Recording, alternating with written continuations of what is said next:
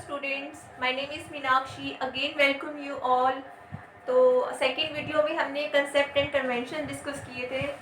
मैंने बहुत अच्छे से आपको कराए थे कि आपको अच्छे से सिंपल लैंग्वेज में करवाए थे कि आपको समझ आ सके. आज हम नेक्स्ट वीडियो में जो फर्स्ट वीडियो मैंने आपको करवाया था पार्ट 1, जिसमें मैंने 5 टर्म्स आपको डिस्कस की थी. Book keeping, accounting, accountancy, books of accounts और अकाउंट. उसी को मैं आगे कंटिन्यू करूँगी. जो आगे बेसिक टर्म्स है कुछ और मैं डिस्कस करूँगी ताकि आपकी जो बेसिक टर्मिनोलॉजी ऑफ अकाउंटिंग है वो आपकी अच्छे से तैयार हो जाए. ठीक है. तो आज हम जो फर्स्ट टर्म उसके अलावा जो करेंगे 5 टर्म के अलावा, यानी कि 6 टर्म जो आपकी है दैट इज बिजनेस ट्रांसैक्शन. तो बिजनेस ट्रांसैक्शन की डेफिनेशन क्या कहती है? It means any financial transaction और economic event entered into by two parties that initiates the accounting process of recording it into the books of accounts. अब देखो business क्या होता है. सबसे पहले तो ये इंपॉर्टेंट चीज़ है कि बिजनेस है क्या. बिजनेस जो है, बिजनेस में जो मेन मोटिव जो बिजनेस का होता है वो अगर प्रॉफिट अर्निंग है तभी वो बिजनेस कहेगा. लोग बिजनेस क्यों शुरू करते हैं? ताकि वो अपनी कुछ भी गुड्स वगैरह अपने जो उनकी पास जो चीज़ें हैं वो सेल करके पहले वो परचेज करेंगे या सेल करेंगे या प्रोड्यूस करेंगे फिर वो सेल करेंगे. तो यानी कि बिजनेस का मेन मोटिव जो है वो क्या है? प्रॉफिट अर्न करना. ठीक है. तो इसीलिए बिजनेस का मेन वही बिजनेस है जिसका मेन मोटिव जो है वो प्रॉफिट अर्निंग है. आगे हम इसकी डेफिनेशन पे अगर बिजनेस ट्रांसैक्शन की बात करें तो इट मीन्स एनी फाइनेंशियल, कोई भी फाइनेंशियल ट्रांसैक्शन होगी जिसमें कि मनी इन्वॉल्व होगी, जिसमें कुछ वैल्यू इन्वॉल्व होगी. दो पार्टीज आपस में एक्सचेंज करेंगे इन द फॉर्म ऑफ, अगर मैं कुछ गुड्स परचेज कर रही हूँ किसी से मार्केट से, ठीक है, कुछ ग्रोसरी का सामान अगर मैं जाके परचेज करती हूँ तो सामान यानी कि गुड्स मेरे पास आ जाएंगे, उनको कैश पे करूँगी मैं. ठीक है. तो बिजनेस ट्रांसैक्शन जो है वो बिटवीन 2 पार्टीज होता है, उसमें कैश इन्वॉल्वमेंट होगी. ठीक है. तो इनिशिएट करेगा तभी अगर दोनों पार्टीज की साइड से अगर ट्रांसैक्शन परफॉर्म हो गई है तो मैं उसको क्या करूँगी, अगर मैंने परचेज किए गुड्स तो वो मैं अपनी तरफ अपनी बुक्स ऑफ अकाउंट्स में अपनी एंट्री करूँगी और जो सेलर है वो अपनी बुक्स में एंट्री करेगा. ठीक है. तो इसीलिए दो बिजनेस ट्रांसैक्शन जो है उसकी एक एग्जांपल ले लो. अब देखो बिजनेस ट्रांसैक्शन हो सकता है कैश पे हो सकता है क्रेडिट बेसिस पे भी हो सकती है. ठीक है.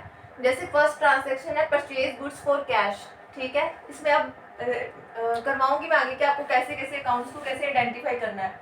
अब देखो परचेज किए गुड्स, कुछ गुड्स परचेज किए कैश पे. ठीक है. तो अब एक पार्टी तो परचेज करेगी, दूसरी पार्टी कैश रिसीव करेगी. तो यानी कि 2 पार्टीज इन्वॉल्व हो गई. जब ये ट्रांसैक्शन परफॉर्म हो जाएगी तो बुक्स में रिकॉर्ड कर ली जाएगी. ऐसे ही सेकंड, अब ये तो थी कैश की एंट्री. अब देखो purchase goods from Rahul ₹10,000 on credit. ठीक है. नेक्स्ट ट्रांसैक्शन जो है वो क्रेडिट बेसिस पे है, कुछ उधारी पे उन्होंने ट्रांसैक्शन परफॉर्म की है. तो जब ये ट्रांसैक्शन परफॉर्म हो जाएगी तो क्या करेंगे, बुक्स में रिकॉर्ड कर ली जाएगी.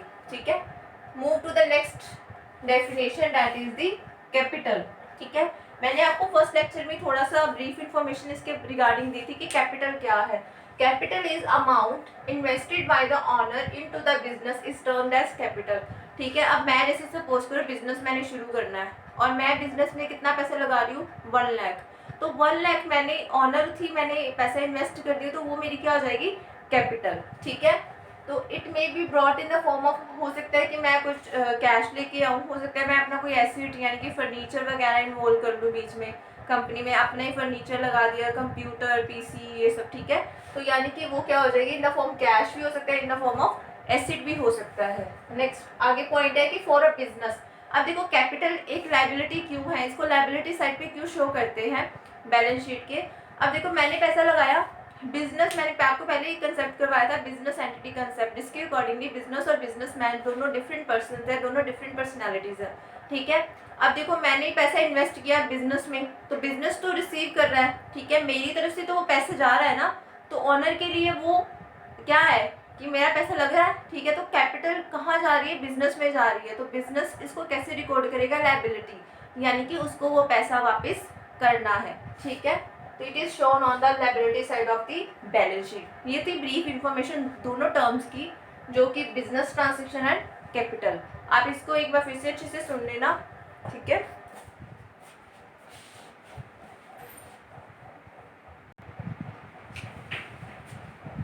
अब देखो थर्ड पॉइंट, थर्ड पॉइंट पे क्या है, ओरिजिन ऑफ अकाउंटिंग, कि अकाउंटिंग टर्म जो है वो दी किसने है, कहाँ से वो कंसेप्ट आया है।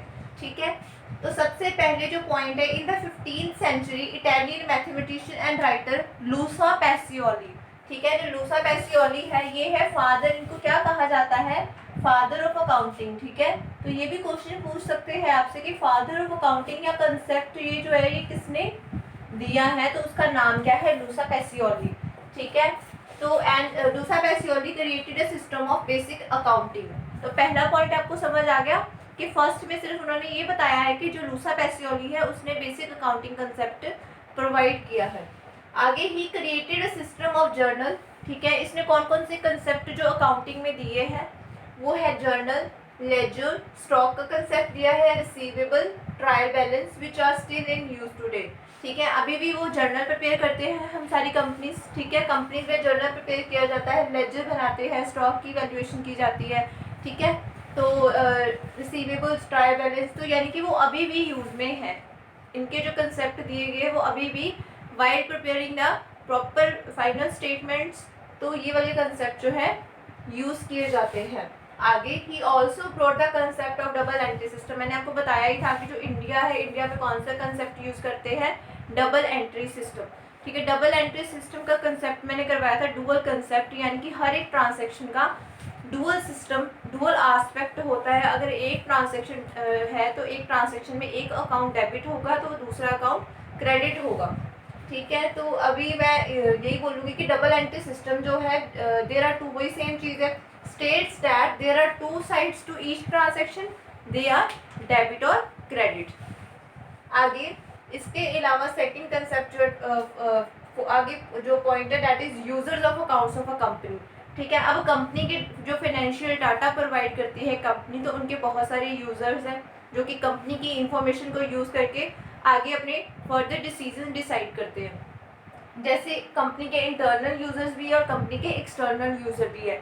इंटरनल्स में सिर्फ क्या आ जाती है, मैनेजमेंट। ठीक है, मैनेजमेंट क्या देखेगी, मैनेजमेंट देखेगी कि अगर कंपनी में लॉस हो रहा है या फिर कोई ऐसा कंपनी में जो कंपनी का जो ग्राफ है वो नीचे की तरफ क्यों जा रहा है, जो कंपनी है वो लॉसेस में क्यों जा रही है, तो उसकी क्या क्या इम्प्रूवमेंट्स मैं ले सकती हूँ ताकि फर्दर मेरी कंपनी में लॉसेस ना हो। ठीक है, तो मैनेजमेंट जो है वो बहुत सारी चीज़ें, बहुत सारी स्ट्रेटजीज, बहुत सारी पॉलिसीज़ उनको डिसाइड करनी पड़ती है। तो वो क्या करती है, फाइनेंशियल डाटा को देख के ही अपनी कंपनी के आगे डिसीजन लेती है। तो इंटरनल यूज़र कौन सा आ जाएगा, मैनेजमेंट। उसके अलावा कई एक्सटर्नल यूजर्स भी है, इन्वेस्टर्स। ठीक है, इन्वेस्टर्स जैसे कि शेयर होल्डर्स, डिबेंचर होल्डर्स।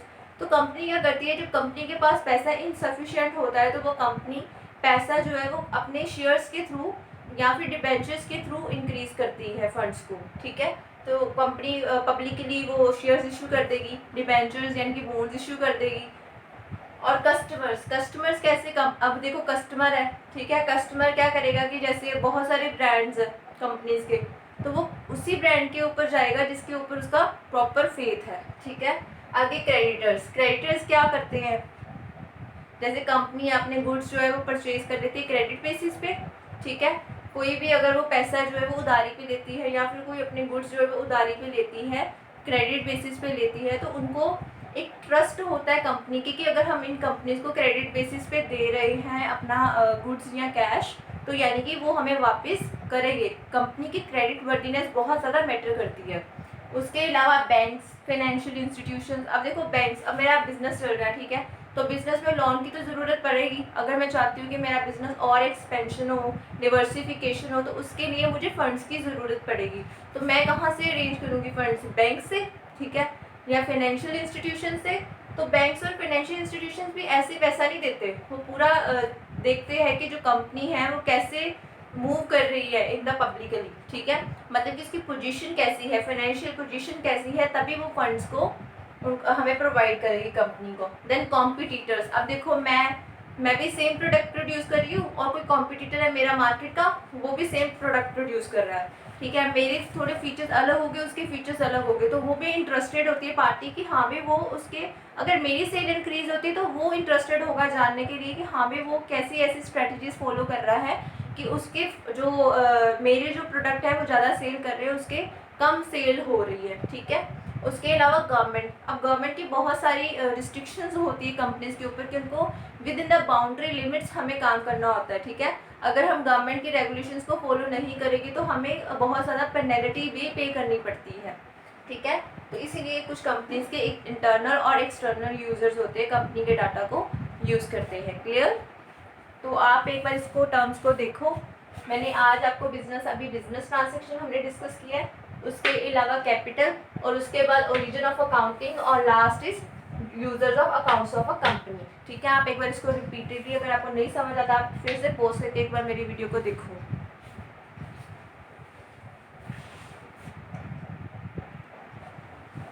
तो नेक्स्ट टर्म हम डिस्कस करते हैं एसेट्स, ठीक है। आई होप कि आपको पिछली टर्म्स अच्छे से समझ आ रही होगी। तो अब नेक्स्ट टर्म क्या है? An asset is any property which is used to generate revenue and which is owned by the business organization. अब सबसे पहले तो मेन चीज़ है वो कोई भी प्रॉपर्टी हो सकती है। अब देखो सपोज करो मैंने कोई लैंड थी मेरी अपनी, मैंने उनको रेंट पे दे दी किसी को, ठीक है। तो वो रेंट मेरे पास है तो मेरा ही एसेट, लैंड तो मेरा ही है, लेकिन वो मैं किसके पर्पज़ से यूज़ कर रही हूँ? रेवेन्यू के पर्पज़ से यूज़ कर रही हूँ मैं उसको, ठीक है। कि अब मैंने इसको रेंट पे दे दिया तो वो रेंट जनरेट करके लैंड मुझे पैसा देगी, ठीक है। या फिर मैं अपनी ही लैंड थी, अपनी ही कोई बिल्डिंग थी, तो मैंने उसको अपने ऑफिस पर्पज़ के लिए यूज़ करना शुरू कर दिया। मुझे किसी चीज़ मतलब कि रेवेन्यू से रेंट पे मुझे कोई बिल्डिंग नहीं लेनी पड़ी। तो यानी कि लैंड एंड बिल्डिंग जो मैं अपने पर्पस ऑफिशियल पर्पस के लिए अब यूज़ कर रही हूँ, तो वो भी तो मेरा बिजनेस आगे प्रमोट कर रही है, हेल्प कर रही है। जगह मेरे को कभी खरीदनी नहीं पड़ी कहीं से, ठीक है। तो लैंड एंड बिल्डिंग जो है वो मेरी अपनी थी, ठीक है। अब देखो रेवेन्यू जनरेट करने में जो हेल्प करे और वो ऑर्गेनाइजेशन की अपनी प्रॉपर्टी हो, उसको हम क्या बोलेंगे? एसेट। अब देखो फिक्स्ड एसेट, अब ये दो तरह के एसेट्स होते हैं, फिक्स्ड एसेट्स और current assets. Fixed assets are those assets which are acquired on long term basis और मोर देन 1 ईयर। अब ये तो है नहीं कि फिक्स्ड एसेट मैंने कोई लैंड परचेज की या मैंने कोई बिल्डिंग परचेज की, मैंने 1 साल के अंदर अंदर ही रीसेल कर दी, ठीक है, या सेल की उसको क्या नाम है, मैंने उसको फटाफट मैंने सेल कर दिया।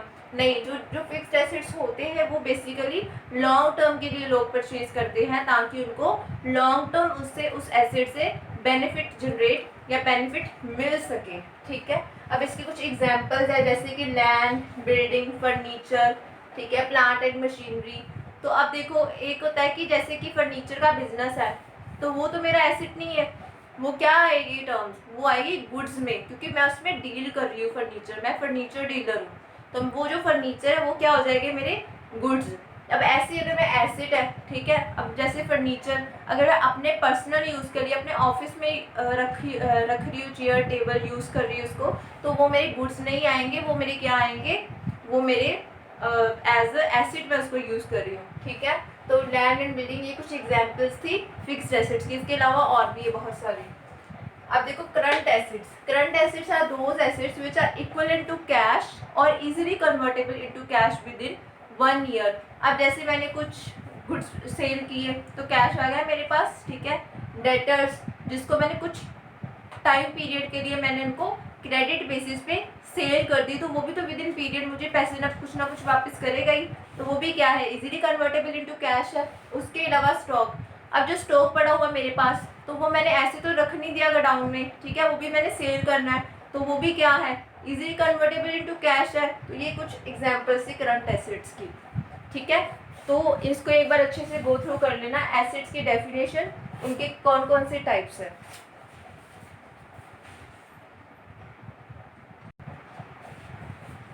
अब देखो नेक्स्ट टर्म लायबिलिटीज, ठीक है।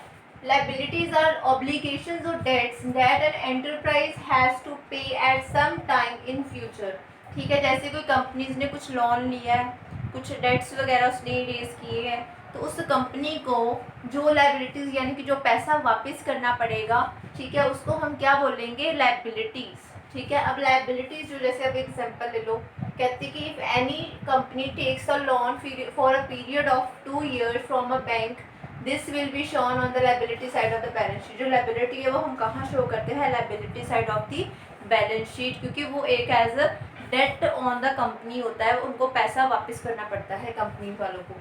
ठीक है, अब देखो जैसे लोन लिया था for a period of 2 year. ठीक है, अब इसी टाइप्स आगे आती है, दो तरह की टाइप्स आती है लाइबिलिटीज़ की, कुछ लॉन्ग टर्म लाइबिलिटीज़ होती है, कुछ शॉर्ट टर्म लाइबिलिटीज़ होती है। Long term liabilities are those which are usually paid after a period of 1 year और मोर देन 1 ईयर। और शॉर्ट टर्म जो है वो आपको पता लगेगी होगी कि उसका क्या मतलब है, कि which are those which are to be paid within a period of 1 year. जो 1 ईयर से कम हम पे कर देंगे उसको क्या बोलेंगे, जिनका time period with in 1 year आपको पे करना है उसको आप शॉर्ट टर्म लाइबिलिटीज़ बोलोगे। ठीक है, और जिन लाइबिलिटीज़ को आफ्टर अ ईयर या फिर आफ्टर 1 ईयर, मोर देन 1 ईयर हम पे करेंगे, कंपनी वाले पे करेंगे, तो उसको हम क्या बोलेंगे, लॉन्ग टर्म लाइबिलिटीज़। उसके कुछ एग्जांपल्स है जैसे कि लोन। ठीक है, लोन 1 साल में तो वो पे हो नहीं जाता। ठीक है, तो जो लोन है वो एक बेस्ट एग्जांपल है लॉन्ग टर्म लाइबिलिटी की। देन डिबेंचर्स, कंपनी मैंने आपको बताया था, जब कंपनी के पास इनसफिशिएंट फंड्स होते हैं तो वो शेयर्स और डिबेंचर्स के थ्रू पैसा रेज करती है, तो डिबेंचर होल्डर्स को इंटरेस्ट पे किया जाता है हर पीरियड। ठीक है, ना कि पैसा वापस किया जाता है। उसके बाद बॉन्ड्स, गवर्नमेंट को बॉन्ड्स वगैरह इशू किए जाते हैं, वो हम परचेज कर लेते हैं, तो उसका भी टाइम पीरियड जो है वो लॉन्ग टर्म होता है, ना कि शॉर्ट टर्म। उसके अलावा शॉर्ट टर्म के कुछ एग्जांपल्स है जैसे क्रेडिटर्स। ठीक है, क्रेडिटर्स आर दोज पर्सन जिसको हम क्या करते हैं, जिनसे हम पैसा जो है वो उधारी पे लेते हैं। ठीक है, तो हमें उनको पे करना पड़ता है विद इन 1 ईयर। उनका मैक्सिमम भी टाइम पीरियड जो होता है 3 to 6 मंथ हम दे देते हैं time period, not more than 1 year. उसके अलावा bank overdraft. What is bank overdraft? Bank overdraft का मतलब है कि जैसे बैंक में पैसा पड़ा हुआ है मेरा 20,000, ठीक है, और बैंक वालों ने मुझे लिमिट प्रोवाइड की थी अबाउट 10,000 तक मैं पैसा विड्रॉ करवा सकती हूँ, यानी कि टोटल अमाउंट में 30,000 मैं वहाँ से बैंक में से निकाल सकती थी। ठीक है, तो मैंने जो 10,000 अबव मैंने पैसा निकाला तो वो क्या आ जाएगा अमाउंट मेरा, that is the bank overdraft, यानी कि अमाउंट जो पैसा मैंने more than the amount deposited मैंने निकाला है वो मेरा क्या कंसिडर किया जाएगा, एज अ बैंक ओवरड्राफ्ट। तो ये थी आपको अच्छे से मैंने आपको कंसेप्ट बताया कि what is liability, what is a long term liability and what is short term liability. ठीक है, move to the next point.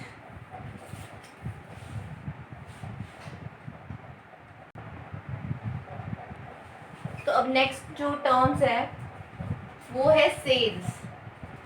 Sales are total revenue from goods और सर्विसेज सोल्ड और प्रोवाइडेड टू द कस्टमर। अब sales क्या है, जैसे कुछ goods मैं प्रोड्यूस कर रही हूँ सेल पर्पस के लिए, तो वो क्या है, सेल्स है, यानी कि रेवेन्यू जो मैंने after the producing the goods और आफ्टर बाइंग द गुड्स मैंने आगे सेल कर दिए, तो उसमें जो मुझे रेवेन्यू इनकम आई है उसको मैं क्या बोलूँगी, सेल्स। ठीक है, तो उसको सेल्स जो है may be in the cash form और may be in the credit form.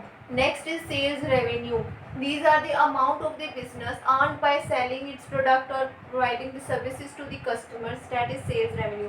अब मैं जो कंपनी में गुड्स या कोई सर्विसेज प्रोवाइड करती हूँ अपने कस्टमर्स को, उसका जो अमाउंट मुझे रिसीव होगा after the selling that product और providing the service to the customer, that will be called as a sales revenue. तो उसी को सेल्स भी हम सेल्स इन यूनिट फॉर्म बोल देंगे कि हाँ भी कुछ यूनिट सोल्ड किए थे, और सेल्स रेवेन्यू जो अमाउंट आपको आ जाएगा उसको हम बोलेंगे sales revenue. Next is revenue. अब देखो रेवेन्यू जो है वो अदर फॉर्म में भी हो सकता है, जैसे कि it is any income earn by the business organization in the form of commission. ठीक है, कुछ बिजनेस को कमीशन रिसीव हो रही है तो वो आ जाएगी, कुछ इंटरेस्ट रिसीव कर रहा है बिजनेस वो आ जाएगा, डिविडेंड। ठीक है, dividend basically that was the amount that was given to the share holders. ठीक है, और ये फिक्स नहीं होता, इसको हम time period to time period अगर प्रॉफिट होता है तो हम शेयर होल्डर्स को पे करते हैं, क्योंकि share holders they are the owners of the business. ठीक है, कंपनी। इंटरेस्ट रिसीव्ड, अगर कुछ इंटरेस्ट मैं रिसीव करी हूँ, रेंट रिसीव करी, तो वो मेरा क्या आ जाएगा, सारा revenue. Next is expenses. Expenses is the outflow of money from the business organization in the form, अगर मैं कुछ भी एक्सपेंडिचर, अब देखो बिजनेस में रेवेन्यू अर्न करना या बिजनेस शुरू करने के लिए मुझे कुछ ना कुछ एक्सपेंसेस भी इंकर करने पड़ेंगे। ठीक है, तो यानी कि आउटफ्लो ऑफ कैश मनी या कैश और money from the business in order to earn the revenue or generate the revenue, that will be called as expenses। ठीक है, expenses अब देखो दो तरह की, अब wages और salaries, इसमें बहुत अच्छा डिफरेंस मैं आपको बताऊंगी कि जैसे कई लोग तो कह रहे थे वेजेस और सैलरीज में डिफरेंस क्या है। अब देखो वेजेस जो है वो हम लेबर को पे करते हैं, जो कि मैन्युफैक्चरिंग में कंसर्न करती है, ठीक है, हेल्प करती है, मैन्युफैक्चरिंग से रिलेटेड होती है। सैलरीज हम जो ऑफिशियल स्टाफ है, जो हमारे मेनली एम्प्लॉयज़ है जो अपर लेवल के, हम उनको सैलरीज पे करते हैं। देन डेप्रिसिएशन बिल्डिंग है, बिल्डिंग की जो वैल्यू है वो डिक्रीज होती रहती है साइड बाय ईयर वो क्या हो जाती है, डिक्रीज करती है, तो उसको हम क्या बोलेंगे, depreciation. That is also an expense. Interest, ठीक है, अगर मैं कोई लोन मैंने लिया था किसी बैंक से या फाइनेंशियल इंस्टीट्यूशन से, तो उस पर मुझे जो इंटरेस्ट पे करना पड़ता है वो मेरा एक्सपेंस है। रेंट, अगर मैंने कोई बिल्डिंग ऑन रेंट ली है, मुझे इसको रेंट पे करना पड़ेगा, that will also be considered as an expense. तो ये कुछ टर्म्स और थी, सेल्स रेवेन्यू और एक्सपेंसेस। ये टर्मिनोलॉजी बहुत इंपॉर्टेंट है फॉर द प्रैक्टिकल पोर्शन के लिए, ठीक है, तो आप इन टर्म्स को अच्छे से पढ़ना जरूर, ठीक है। Now move to the next point.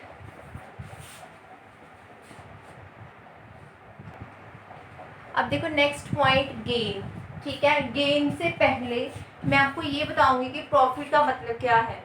Profit, अब देखो बिजनेस जो है वो एक्सपेंसेस भी बेयर करता है और रेवेन्यू भी अर्न करता है। जब भी प्रॉफिट, ठीक है, प्रॉफिट जो है तब होगा जबकि revenue is greater than expenditure, ठीक है। तो रेवेन्यू जो है वो तभी होगा, प्रॉफिट तभी होगा जब रेवेन्यू जो है वो इंक्रीज है than the expenses. Vice versa loss, ठीक है, लॉस कब होगा, जब एक्सेस यानी कि एक्सपेंसेस ज़्यादा होंगे देन द रेवेन्यू, तो उसको हम क्या बोलेंगे, लॉस, ठीक है। तो अब देखो गेन, कहता है gain is a profit, gain profit की तरह ही है, that arises from the transactions और events which are incidental to the business। अब incidental क्या है कि उन ट्रांजेक्शन में से जब प्रॉफिट होता है जो कि बिजनेस में नॉन रेकरिंग है, जो कि डेली बेसिस पे परफॉर्म नहीं की जाती, उसको हम क्या बोलते हैं, गेन, ठीक है।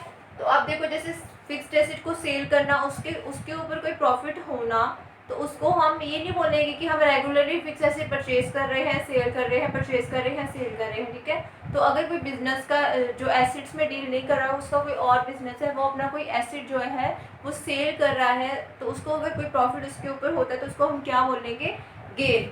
ऐसे एक और एग्जांपल ले लो, ठीक है, winning a court case.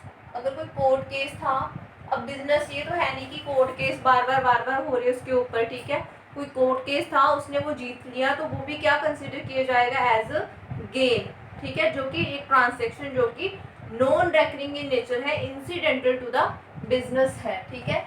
Next point is trade discount. अब देखो ट्रेड डिस्काउंट क्या है, offering a deduction of agreed percentage. अब जैसे मैं बायर हूँ और सपोज करो एक सेलर है, ठीक है, मैं उसके पास गई कुछ गुड्स परचेज करने, तो उसने बोला कि हाँ मैं आपको अगर आप 5000 का जो सामान है गुड्स परचेज करोगे आप, तो मैं आपको 2 to 3% जो है वो डिस्काउंट आपको दूंगा। तो 2 to 3% ये तो डिसाइडेड नहीं है कि हाँ भाई कितना, 2 या 3, ठीक है।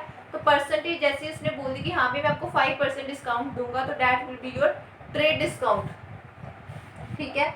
तो एक बार फिर एक्सप्लेन कर देती हूँ। Offering deduction of agreed percentage on the list price, जो उसका लिस्ट प्राइस है, मार्केट प्राइस है, उसके ऊपर उसने गुड्स सोल्ड किए, उसको हम क्या बोलते हैं, जैसे कोई 5000 की चीज़ थी, 500 उसने मेरे को डिस्काउंट दी थी और 4500 मेरे को पे करना पड़ेगा और 500 मेरा ट्रेड डिस्काउंट, ठीक है।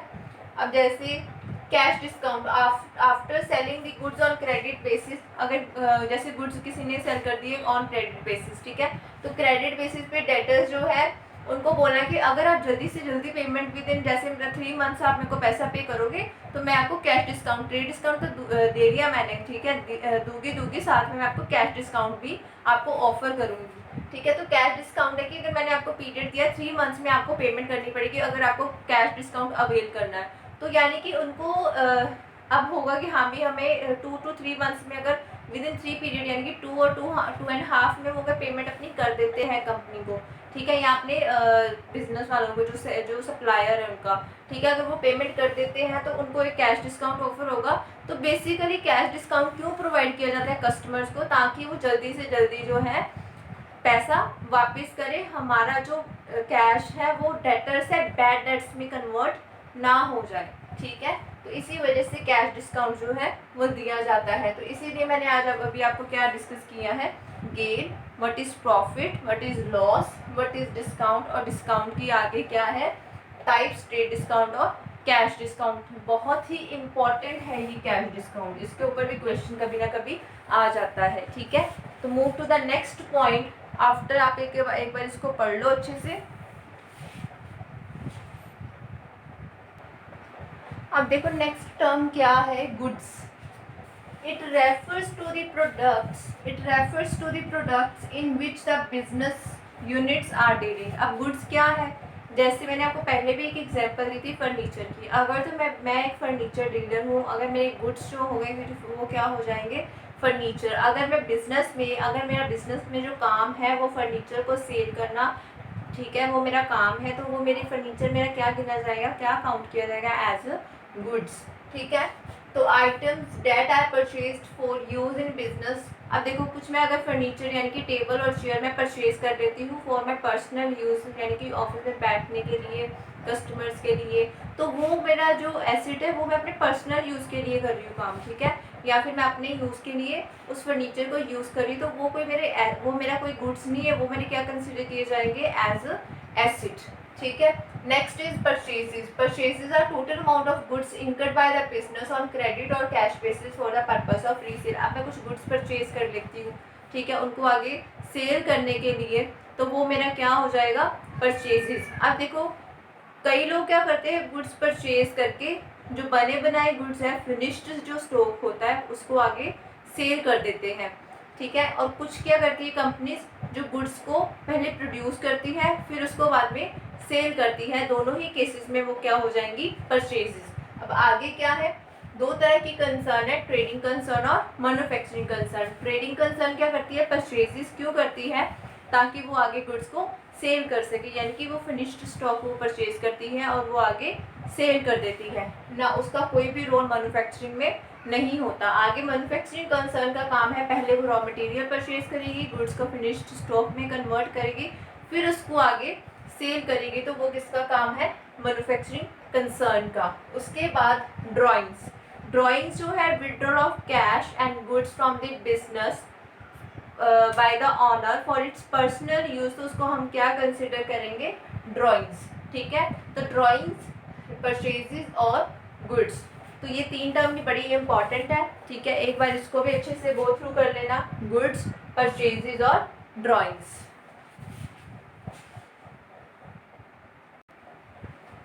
अब देखो आज की जो टॉपिक है, आज की टर्मिनोलॉजीज में जो दो लास्ट जो टर्म्स है वो मैं आपको एक्सप्लेन करने जा रही हूँ, डेटर्स एंड क्रेडिटर। डेटर्स का मतलब क्या है, आर द पर्सन्स और entities who owe to an enterprise for goods purchased and services received on credit. अब डेटर्स क्या है, जैसे मेरा कोई बिजनेस है, अगर कोई कस्टमर मेरे पास आता है और सर्विसेज मैं उसको प्रोवाइड करती हूँ और वो कुछ गुड्स मेरे से परचेज करता है ऑन द क्रेडिट बेसिस, तो वो पर्सन मेरे लिए क्या हो जाएगा, डेटर, ठीक है। और डेटर को मैं कहाँ शो करूँगी, एसेट साइड पे मैं उसको बैलेंस शीट की शो करूँगी, ठीक है। उसके बाद क्रेडिटर्स आर द पर्सन्स और entities who have to paid by an enterprise an amount for providing goods and services receive. अब देखो कुछ कंपनीज गुड्स जो, जैसे मैं सपोज करूँ रिटेलर हूँ, मैंने अपने होलसेलर से कुछ गुड्स परचेज कर लिए ऑन द क्रेडिट बेसिस, तो वो मेरे लिए क्या हो जाएगा,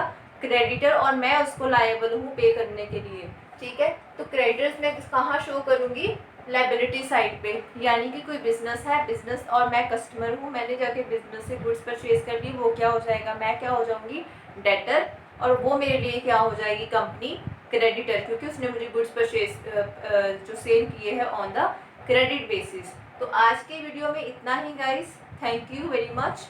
कहीं भी आपको अगर टर्म में कोई प्रॉब्लम आती है तो आप एक बार उसको फिर से रिपीटेडली सुनोगे तो आपको समझ आ जाएगी, क्योंकि मैंने बहुत ही सिंपल लैंग्वेज में हर एक टर्म को डिफाइन किया है, ठीक है।